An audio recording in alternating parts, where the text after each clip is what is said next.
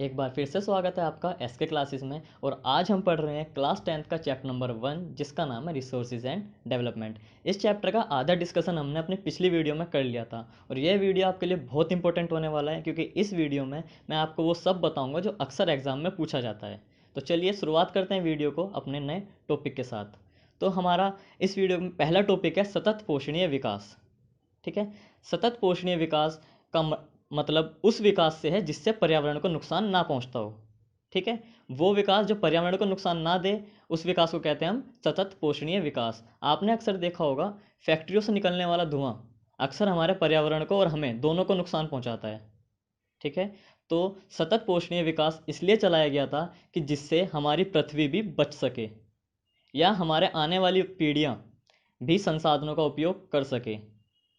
जैसे कि आप जानते हैं हमारे पास कुछ रिसोर्सेज ऐसे हैं जो हम पे सीमित हैं, जैसे पेट्रोल हुआ, कोयला हुआ और कई सारे खनिज हुए। क्या आपको लगता है हमारे आने वाली आगे की जनरेशन बिना पेट्रोल, बिना डीजल और बिना कोयले के ज़िंदगी काट पाएगी? कहीं ना कहीं उन्हें दिक्कत होगी। इस चक्कर में सतत पोषणीय विकास की शुरुआत की गई, जो पर्यावरण को नुकसान पहुंचाए बिना और भविष्य की आवश्यकताओं को ध्यान में रखकर किया जाए। समझ में आ गया? उस विकास को कहते हैं हम सतत पोषणीय विकास। ठीक है। आपका दूसरा इसमें नाम आता है एजेंडा 21 का। अगर क्वेश्चन आता है एजेंडा 21 क्या है, एजेंडा 21 कई सारे राष्ट्रों ने मिलकर विश्व स्तर पर सतत पोषणीय विकास चलाया था, उसी का नाम दिया गया था एजेंडा 21। जब पूरे विश्व ने सतत पोषणीय विकास को विश्व स्तर पर उठाया तो यही क्या कहलाया था, एजेंडा 21। अगला हमारा टॉपिक है भू उपयोग यानी लैंड यूटिलाइजेशन। इस टॉपिक को हम इस वीडियो में बहुत आसान तरीके से समझेंगे, जो कि आपकी किताब में बहुत ही हार्ड लैंग्वेज में दिया गया है। तो लैंड यूटिलाइजेशन का सीधा सीधा मतलब है कि हम अपनी ज़मीन का यूज़ किस उस पर कर रहे हैं। भाई जाहिर सी बात है, अगर आपके पास गोल्ड है तो आप गोल्ड का यूज़ कैसे कर रहे हो? या तो उसे कहीं इन्वेस्ट कर रहे हो जाके, या उससे कोई चैन या कुछ भी बना के पहन रहे हो। ठीक है। तो इसी तरह भू उपयोग या लैंड यूटिलाइजेशन का मतलब यही है कि आप उस ज़मीन का इस्तेमाल किस तरह से कर रहे हो। और ये आपकी ज़मीन की नहीं, पूरे विश्व के ज़मीन की बात हो रही है कि विश्व की ज़मीन पे क्या क्या यूज़ किए जाते हैं, उस सब के बारे में हम इस वीडियो में पढ़ेंगे। तो भूमि उपयोग में सबसे पहले आपका आता है जंगल। जंगल यानी कि फॉरेस्ट। जंगल आपने देखा होगा पृथ्वी के ऊपर कई ऐसी जगह पे हैं जहाँ कई ऐसी जगह हैं जहाँ पे जंगल उगे हुए हैं। तो ठीक है, एक हमारी भूमि का उपयोग किस उसमें हो गया कि जगह जगह पे जंगल उगे हुए हैं, वो भूमि हमारे जंगलों से कवर हो गई। फॉरेस्ट से अगला टॉपिक है हमारा कृषि के लिए अनुपलब्ध भूमि, यानी कि वो ज़मीन जो कृषि के लिए बनी ही नहीं है, जो खेती करने के लिए नहीं बनी, उसे कहते हैं कृषि के लिए अनुपलब्ध भूमि या land not available for agriculture. इसमें क्या आता है, ऐसी कौन सी ज़मीन है जिस पर हम खेती नहीं कर सकते? इसमें दो तरह की ज़मीन आ सकती हैं। एक तो वो जो बंजर ज़मीन है, जिसमें उपजाऊपन नहीं है, उस पर हम खेती नहीं कर सकते। दूसरी वो ज़मीन जिस पे हमने कुछ और काम कर लिए हैं, जैसे हमने उस पर या तो सड़कें बना ली हैं, हमने मकान बना लिए, फैक्ट्रियाँ बना ली, तो उस पर हमने क्या कर लिया, नॉन एग्रीकल्चरल एक्टिविटीज़ कर ली या गैर कृषि कार्य हमने उस पर कर लिए हैं। तो दो कारण हो गए खेती ना कर पाने के, एक भूमि बंजर है या फिर हमने उस भूमि का कुछ और यूज़ कर लिया है। ठीक है। तो ये था हमारा कृषि के लिए अनुपलब्ध। तीसरा आता है हमारा कृषि अयोग्य भूमि। इसमें हम वो जमीन पढ़ेंगे जिसके ऊपर खेती की जा सकती है, लेकिन खेती जमीन के मालिक उस पर खेती नहीं करना चाहते। आगे समझ? वो जमीन जिस पर खेती की जा सकती है लेकिन जमीन के मालिक उस पर खेती नहीं करना चाहते, उसका सबसे पहला कारण है या तो उस जमीन पर घास के मैदान उगे हुए हैं। घास के मैदान कौन उगाता है? पहाड़ों में रहने वाले लोग अपने भेड़ बकरियों को चराने के लिए अपनी ज़मीन पर घास के मैदान उगा कर रखते हैं। क्यों? क्योंकि उनकी कमाई भेड़ बकरियों से हो रही है, तो उन्हें खिलाने के लिए सबसे पहले उनको किसकी नीड है? घास के मैदानों की। ठीक है। दूसरा आता है हमारा ऐसी ज़मीन या ऐसा कोई प्लॉट जो आपने अपने आसपास भी देखा होगा, जिसपे एक दो पेड़ लगे रहते हैं। ठीक है, केवल एक दो पेड़ लगे रहते हैं जो बहुत ही दूरी पर होते हैं, लेकिन ज़मीन का मालिक उस पर खेती भी नहीं करना चाहता आके। ना वो उन पेड़ों को काटता है, ना उस पर अपनी खेती चालू करता है। वो ज़मीन के मालिक की मर्जी है अपनी। अब तीसरा आता है हमारा ऐसी ज़मीन जिस पे पिछले 5 सालों से भी ज़्यादा समय से खेती ना की गई हो। भाई अगर कोई अपनी ज़मीन पर खेती करना चाहता है तो वो ज़्यादा से ज़्यादा 1-2 साल में दोबारा खेती शुरू कर देगा, लेकिन वो 5 साल से भी ज़्यादा समय हो गया वो अपनी ज़मीन पर खेती नहीं कर रहा। ठीक है। तो उसका कारण क्या हो सकता है? या तो वो उस ज़मीन पर अपना मॉल बनाना चाहता है कोई नया, या कोई नया काम शुरू करना चाहता है। ठीक है, समझ में आ गया। अब ध्यान रखिए, ये जो हमने तीसरा पढ़ा है कृषि अयोग्य भूमि, इसमें हमने वो पढ़ा है कि जिस पर खेती की जा सकती है लेकिन खेती नहीं कर रहे हैं। मतलब भूमि तो योग्य है खेती करने के, उपजाऊ है जमीन एकदम, लेकिन खेती नहीं कर रहे हैं। और हम जो इससे अगला टॉपिक है पड़ती भूमि, उसमें भी हम कुछ ऐसे ही पढ़ेंगे, तो इन दोनों को मिक्स मत करना, अभी आपको समझ आ जाएगा। इसमें हम लिखते हैं इस चक्कर में पड़ती भूमि के अतिरिक्त कृषि अयोग्य भूमि, यानी कि वो कृषि अयोग्य भूमि लेकिन उसमें पड़ती भूमि को ऐड नहीं करना। अब पड़ती भूमि क्या है ये अभी हम अपने अगले टॉपिक में समझ जाएंगे। अब अगला टॉपिक आता है हमारा पड़ती भूमि।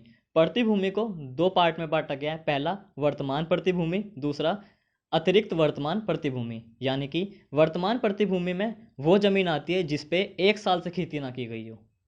ठीक है, 1 साल से जिस पे खेती ना की गई है उसे कहते हैं वर्तमान पड़ती भूमि, और जिस पे 1 से लेके 5 साल तक खेती ना की जाए उसे कहते हैं अतिरिक्त वर्तमान पड़ती भूमि। समझ में आया। अब देखिए, हमने जो तीसरे पॉइंट में पढ़ा था, हमने उसमें ये देखा था कि वो जमीन जिस पे खेती की जा सकती है लेकिन खेती नहीं की जा रही, तो एक पे तो चरागाह बना दिया था आपके, दूसरे पे आपके प्लॉट में जगह जगह पेड़ उगे हुए थे, तीसरा था आपका वो जमीन जिस पे 5 साल से भी ज्यादा समय से खेती ना की गई हो, 5 साल से ज्यादा। और पड़ती भूमि में किसकी बात हो रही है, 5 साल से कम। एक तो हो गया 1 साल के अंडर वाला, और एक हो गया 1 से 5 साल के अंडर वाला। आ गया समझ। तो 1 साल से अगर खेती ना की गई हो जमीन पे तो उसे कहते हैं वर्तमान पड़ती भूमि, और 2 साल 3 साल 4 साल या 5 साल से जिस पे खेती ना की गई हो उसे कहते हैं अतिरिक्त वर्तमान पड़ती भूमि, और जिस पे 5 साल से भी ज्यादा समय से खेती ना की गई हो उसे कहते हैं कृषि अयोग्य भूमि। अब अगला आता है हमारा शुद्ध बोया गया क्षेत्र या फिर नेट साउंड एरिया। इसमें हम उस जमीन को ऐड करते हैं जिसमें साल के अंदर मिनिमम एक बार खेती की गई हो। साल में मिनिमम एक बार खेती की गई हो। जैसे आपने देखा होगा हमारे देश में कई सारी फसलें मानसूनी फसलें होती हैं, और कई सारे किसान केवल मानसूनी फसलें ही उगाते हैं। उसका क्या कारण है, जब उनके पास जल की उपलब्धता नहीं होती या फिर उनके पास ट्यूबवेल नहीं होती या पानी का कोई उपाय नहीं होता, तो केवल मानसून पर डिपेंड रहते हैं कि जब बारिश आएगी तब वो खेती करेंगे। तो कम से कम साल में एक बार जो खेती की जाए उसे कहते हैं शुद्ध बोया गया क्षेत्र। ठीक है, और जिसमें जिस जमीन पर एक से भी ज्यादा बार खेती की जाए 1 साल के अंदर। अब देखिए, इसमें आपका आता है एक शुद्ध बोया गया क्षेत्र, एक सकल बोया गया क्षेत्र। शुद्ध मतलब होता है छोटे लेवल पर, या फिर नेट और ग्रोस। दो वर्ड यूज करे गए, नेट और ग्रोस। ये आपके इकोनॉमिक का वर्ड है, अगर आप आगे चल के इकोनॉमिक्स लेंगे तो इस वर्ड को ध्यान से समझ लीजिए। नेट होता है छोटे लेवल पर और ग्रोस होता है बड़े लेवल पर। जब आपने एक जमीन जिस पर एक बार खेती की गई है उसे कहते हैं हम शुद्ध बोया गया क्षेत्र। और जब उसमें हम उस जमीन को भी ऐड कर दें जिसमें एक से भी ज़्यादा बार खेती की जा सकती है, भाई जैसे वो किसान जो ट्यूबवेल की मदद से पूरे साल खेती करते हैं, अगर उसे भी हम इसमें जोड़ दें तो ये पूरा मिलके बन जाता है हमारा सकल बोया गया क्षेत्र। अब इस पार्ट में हमने अपने इस टॉपिक में हमने लैंड यूटिलाइजेशन को अच्छे से समझ लिया कि लैंड का यूटिलाइज कैसे किया जाता है। पहला हमने फॉरेस्ट देख लिया, दूसरा वो देख लिया जिस पे खेती की ही नहीं जा सकती, तीसरा वो जिस पे खेती की जा सकती है लेकिन कई लंबे टाइम से खेती नहीं की गई है। चौथे को हमने जो बांटा था वो हमने बांटा था एक साल के अंडर वाला और 1 से 5 साल वाला, वर्तमान प्रति और अन्य अतिरिक्त वर्तमान प्रति। ठीक है, और पांचवा है हमारा शुद्ध बोया गया क्षेत्र, जिसमें साल में एक बार मिनिमम एक बार खेती की गई है उसे कहते हैं शुद्ध बोया गया क्षेत्र। अब आते हैं हमारे इस चैप्टर के अगले टॉपिक पे, जो इस चैप्टर का सबसे इंपॉर्टेंट पार्ट है। ठीक है, जिसका नाम है मृदा संसाधन। हमारे लिए सबसे मेन संसाधन या हमारे लिए सबसे उपयोगी संसाधन है मृदा संसाधन। मृदा संसाधन में हम 6 तरह की मृदाओं के बारे में पढ़ेंगे या 6 तरह की मिट्टियों के बारे में पढ़ेंगे, जिसका बारी बारी से जिक्र करेंगे। अब पहली हमारी आती है जलोढ़ मृदा।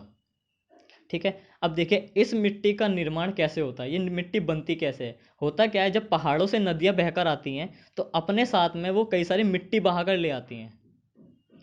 पहाड़ों पे जो मिट्टी होती है अपने साथ नदियाँ ढलान ज़्यादा होता है वहाँ पे, तो ढलान के साथ साथ कई सारी मिट्टी को बहाकर ले आती हैं। और जब वो पहाड़ से नीचे उतर जाती हैं, जब एक समतल मैदान आ जाता है, तब उस मैदान पर उनकी स्पीड कैसी हो जाती है नदियों की, धीमी हो जाती है। तब वो वहाँ पे उस मिट्टी को छोड़ देती हैं और नदी आगे बढ़ जाती है अपने समुद्र की तरफ। ठीक है, तो वो मिट्टी कौन लाता है, नदियाँ लाती है।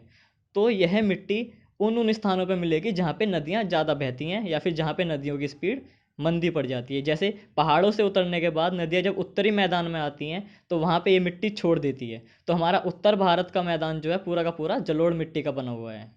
ठीक है। और दूसरा ये मिट्टी जो है हमारे दक्षिणी भारत में, क्योंकि आपने देखा होगा पूर्वी घाट के ऊपर अधिकतर नदियाँ अपना बेसिन बनाती हैं। अधिकतर नदियाँ अपनी कहाँ मिलती हैं? बंगाल की खाड़ी में जाकर मिलती हैं। तो जो पूर्वी घाट है आपका या फिर जो आपका ईस्टर्न घाट है उसके ऊपर मिलेगी ये मिट्टी, या फिर और उत्तरी भारत के मैदान में। अब इस मिट्टी की खासियत क्या होती है? ये मिट्टी सबसे ज़्यादा उपजाऊ होती है।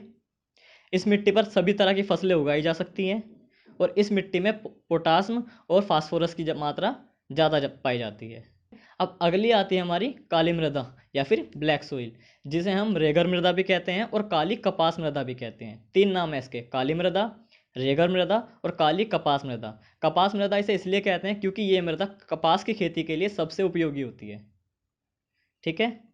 अब इस मिट्टी की खासियत ये होती है कि इस मिट्टी में नमी सोखने की ताकत बहुत ज़्यादा होती है, यानी कि ये पानी को काफ़ी गहराई तक सोख लेती है।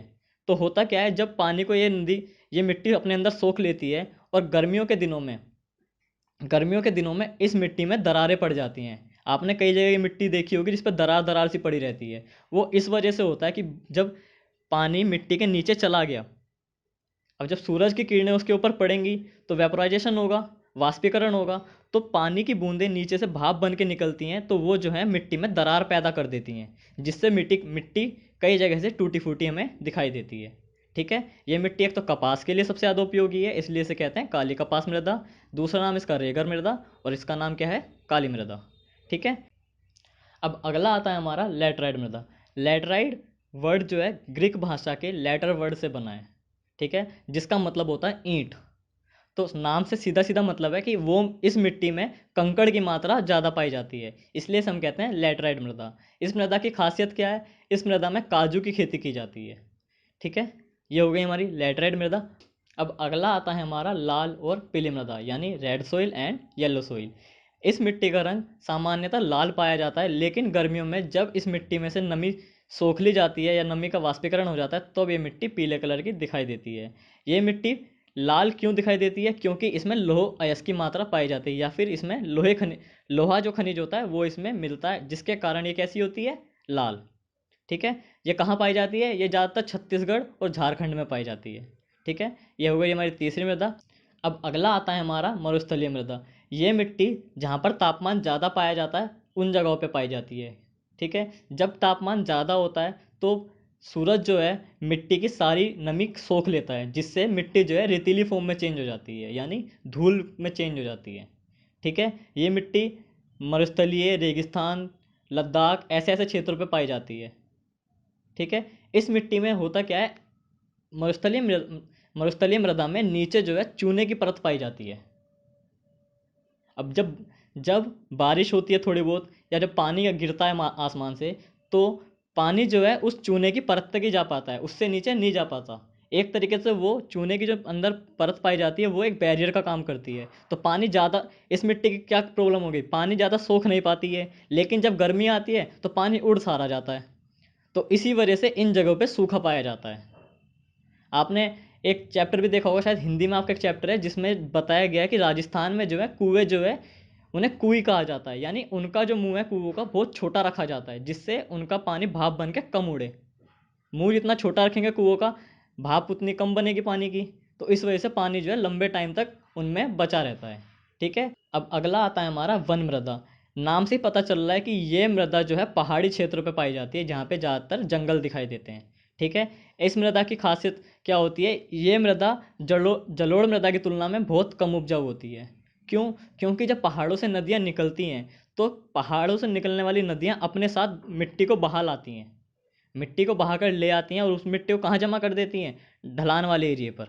मतलब ढलान से उतरने के बाद जो समतल मैदान पड़ता है, जब नदी की रफ्तार धीमी हो जाती है तब वो मिट्टी को वहाँ जमा कर देती है। जब पहाड़ों से नदियाँ मिट्टी को ले आई तो पहाड़ों पे से मिट्टी का उपजाऊपन खत्म हो गया, तो इस वजह से पहाड़ों की मिट्टियाँ या फिर जो घाटियों में जो मिट्टी पाई जाती है पहाड़ों पर, वो कम उपजाऊ होती है। ठीक है। ये हो गई आपकी 6 तरह की मिट्टियाँ। अब अगला टॉपिक है हमारा मृदा निम्नीकरण। मृदा निम्नीकरण का मतलब है मिट्टी की क्वालिटी का घट जाना। मिट्टी की क्वालिटी का घट जाना होता क्या है, जब तेज तेज हवाएं चलती है कहीं पे या फिर बाढ़ आती है, तो पानी जो है अपने साथ में कई सारी मिट्टी को बहाकर ले जाता है, यानी कि ऊपरी सतह की जितनी भी मिट्टी होती है सबको बहाकर ले जाता है पानी। उससे जो होता है हमारा उपजाऊपन जो है ऊपर की मिट्टी में पाया जाता है ज़्यादातर। और जब पानी आके मिट्टी को आकर बहा ले जाता है तो मिट्टी का सारा उपजाऊपन खत्म हो गया, जिस वजह से भूमि निम्नीकरण होता है। ये खाली बाढ़ या आंधी तूफानों की वजह से नहीं, ये इंसानों की उससे भी होता है। इंसान कई बार क्या करते हैं, जैसे आपने देखा होगा कई जगह पॉलीथीन वगैरह डाल देते हैं, कुछ ऐसे काम करते हैं वहाँ पे जिससे मिट्टी का उपजाऊपन खत्म हो जाता है। इसे हम कहते हैं भू निम्नीकरण। ठीक है, मिट्टी की क्वालिटी का घट जाना। अब अगला है हमारा मृदा अपरदन।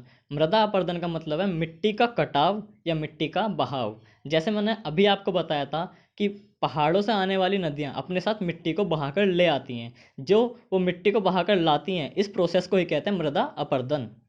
यानी कि वो मिट्टी की ऊपरी परत को बहा कर ले आई, अब मिट्टी का उपजाऊपन ऊपर कम रह गया। ठीक है, ये हवा नदी दोनों के सहारे होता है। कई बार रेगिस्तान में जब तेज तेज हवा चलती है या फिर सूखे इलाकों में हवा चलती है तो मिट्टी जो है उड़कर एक स्थान से दूसरे स्थान पर चली जाती है। ऐसी जब बाढ़ आती है या नदी बहती है तो नदी जो है मिट्टी को बहाकर एक स्थान से दूसरे स्थान पर ले जाती है। तो ये जो है देखिए प्राकृतिक जो कर रही है मृदा को, मृदा अपरदन जो नदी द्वारा हो रहा है और जो हवा द्वारा हो रहा है, वो तो संतुलन बनाए रखती है, क्योंकि भाई मिट्टी जो है, नदी जो है मिट्टी को एक जगह से बहा कर ले गई लेकिन दूसरी जगह पे उसने छोड़ दिया उपजाऊ मृदा को। लेकिन जब मानव इसमें जो करता है कई बार कि मिट्टी का कटाव करता है, मिट्टी को उठाकर एक जगह से दूसरी जगह पे डालता है, ये जो है इससे असंतुलन पैदा हो जाता है। ठीक है, तो मृदा अपरदन के बाद हम अगला टॉपिक पढ़ते हैं मृदा संरक्षण, यानी मृदा को बचाया कैसे जाए, उसको उसके उपजाऊपन खोने से कैसे रोका जाए। तो सबसे इसमें सबसे इम्पोर्टेंट पार्ट आता है हमारा पेड़ लगाकर। हम मृदा को अपरदित होने से बचा सकते हैं पेड़ लगाकर। पेड़ क्या करते हैं, जब पेड़ जो होते हैं, पेड़ों की जड़ जो होती है मिट्टी को जकड़ लेती है, तो चाहे वहाँ पे नदी बहे या बाढ़ आए, जब तक पेड़ नहीं टूटेगा तब तक वो मिट्टी भी वहाँ से बहकर कहीं अलग नहीं होगी। तो इस तरह ज़्यादा से ज़्यादा पेड़ लगाकर हम मिट्टी या मृदा अपरदन को बचा सकते हैं। ठीक है, दूसरा आता है हमारा पर्वतों में सीढ़ीनुमा खेत बनाकर, इससे भी तेज़ चलने वाली हवाओं से हम मिट्टी को अपरदन बचा सकते हैं। ठीक है, ऐसे ही कई सारे एग्जाम्पल आपकी बुक में भी दिए हैं, ये आपको नेट पे भी देखने को मिल जाएंगे। ठीक है, अब ये चैप्टर हमारा ख़त्म हो गया है। अब उम्मीद करता हूँ आपको ये चैप्टर अच्छे से समझ आ गया होगा। अब मिलते हैं अपने अगली वीडियो में नेक्स्ट चैप्टर के साथ, तब तक के लिए गुड बाय।